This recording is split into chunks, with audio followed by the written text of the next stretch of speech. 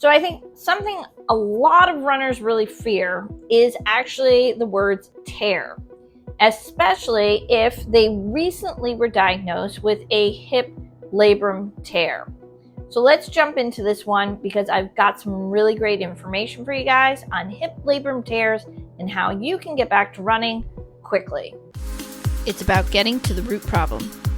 Hey everyone, it's Dr. Heather here, your virtual sports chiropractor, and I created this channel really mainly for my running community, but for anyone who's looking to get back to performance and really understand how to eliminate their pain symptoms in a short period of time and be able to get back to their optimal performance and function by utilizing some simple corrective exercise and rehabilitation techniques right from the comfort of their own home. Today, I really want to talk to you guys about hip labrum tears because I've seen this quite a bit lately, and I think it's because we are now right in marathon season, and it's one of those things where a hip labrum tear can be the result of simply an overuse injury, but to us as runners, it can be a very devastating diagnosis, and it's one we never really want to hear, let alone the words fracture. So let's jump into hip labrum tears and really get a better understanding of what it is. So in order to answer this question, we need to really kind of understand a labrum tear, and the injury itself is an injury to the tissue that holds the ball and socket parts of the hip together. A labrum tear can be an overuse injury, just like I mentioned a little bit while ago. And a labrum tear can also be associated with locking of the hip joint, which results in a decrease in the hip mobility in terms of motion of the hip. And when we look at hip motion, we look at circumduction. Because of the fact that it is a ball and socket, we want to be able to see that the hip has good range of motion in all directions, both internal, external, flexion, extension, you name it. When you are somebody who has been diagnosed with a hip labrum tear, you will be able to get back to running. That is something I promise you. But this is the key. You have to do it slowly. Do not assume that once you get that green light after you've done a little bit of PT, or the doctor assumes that it's okay for you to start hitting those pavements, those trails, make sure you do it at a slow race. Remember something, if you know the tortoise and the hare, you know the tortoise always won because he took his time. And with this type of injury, in order for you to be very successful with returning to running, you want to take it slow.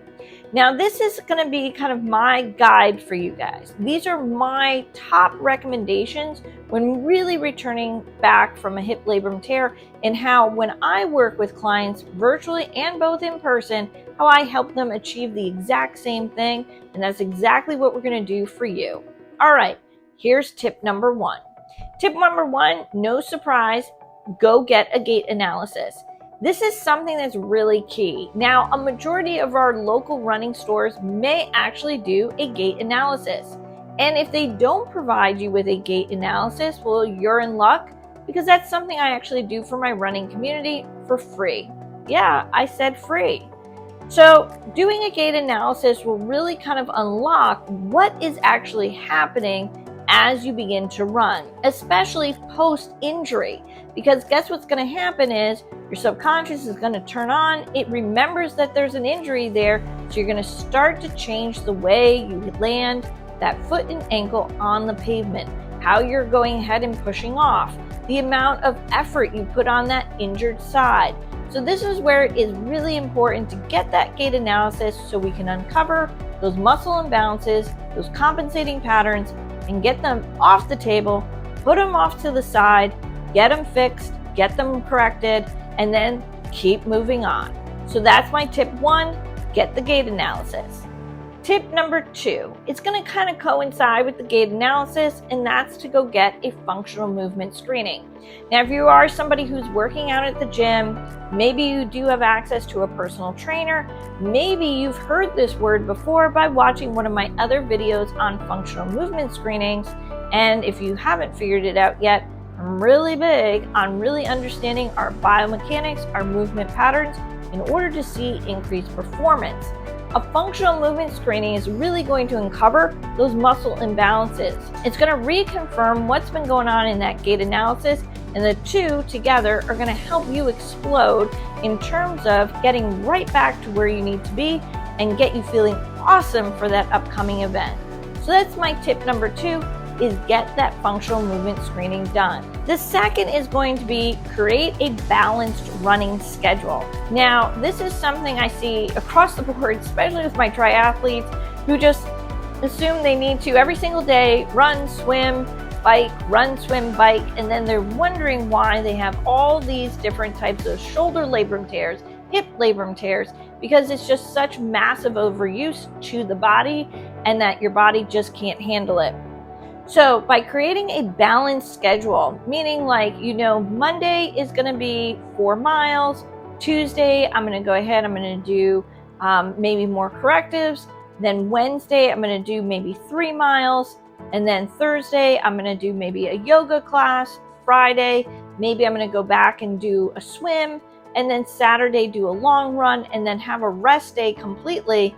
That's going to be a very balanced schedule. And that's something when we look at really doing a great job at doing interval training, making sure we're creating a nice balance and a mix up of activities that's going to really harness your ultimate performance in the end. And that's what we want to do. We want to create balance. Now, tip number 4.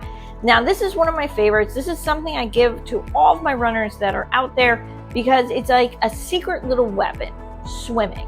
So if you're somebody who is suffering with a hip labrum tear and you're struggling really in getting that hip flexor to stop firing, getting that hip flexor to stop over engaging when doing certain activities, swimming is a really great activity because guess what?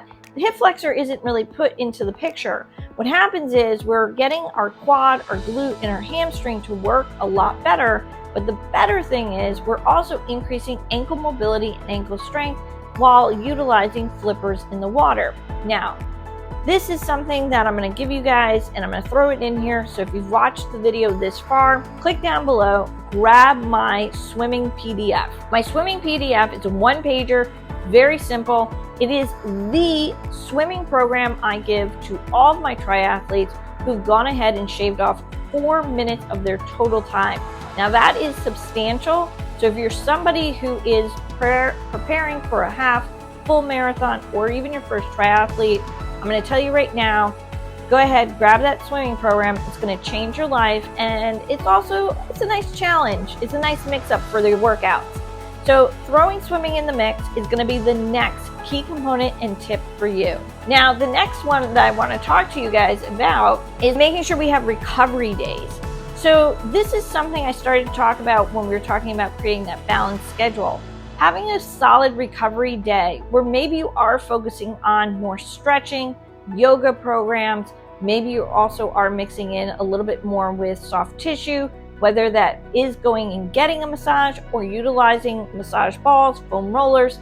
That is something you're going to want to look at. Now, with all of my runners, I really do want them to always have a recovery day because that's where we're going to go ahead, put those correctives in, ensure that your body is really got the correct neuromuscular firing patterns happening to achieve that optimal performance that you're looking at really hitting. So that's my other tip for you guys. Now, my final tip for you guys is give yourself that break. We all know that we are grinding 9 to 5, or if not more, during the weekday. And then on top of it, to throw in a stressful, high intensity training schedule is going to go ahead and compact these injuries more. And if you really want to recover successfully from this hip labrum tear, give yourself permission to take a rest. I like thinking Sundays are a great day for a rest day, just where you're just out and enjoying life, friends, family, whatever it is that you like to do on a rest day. I'm giving you permission, take the rest day. So again, these are my tips to really help you overcome that hip labrum tear, get you back to running safely and effectively. Now, if you have more questions, always know you can go ahead, feel free, book that free consultation with me, click the link down below, and I'm happy to discuss with you your most recent injury and how to get you back to running safely. All right, guys, I'll catch you in the next video.